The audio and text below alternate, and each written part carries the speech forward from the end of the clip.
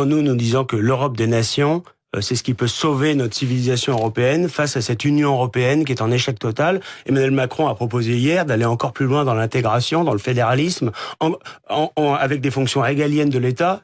C'est le sens de son armée européenne qui serait gérée à l'échelle supranationale. En pratique, ça aboutira à ce que demain, Jean-Claude Juncker décide de verser le sang des soldats français. Ce qui est un véritable scandale. Des commissaires européens sans légitimité qui décideraient d'engager la France dans des conflits armés. C'est absolument délirant. C'est l'hypothèse qui est retenue. Bah si, de fait, quand il propose une armée européenne, Macron et Merkel, c'est vrai, sont unis, mais ils sont totalement isolés, ils sont quasiment marginalisés sur la scène européenne. Partout en Europe s'exprime une voix différente, et il n'a pas été applaudi à tout rompre par tout le Bundestag. Permettez-moi de vous dire que les 92 députés de l'AfD, par exemple, n'ont pas applaudi Emmanuel Macron. On voit que Macron et Merkel aujourd'hui essayent de faire du fédéralisme à marche forcée. Ils veulent aller encore plus loin dans le modèle dont les peuples ne veulent plus.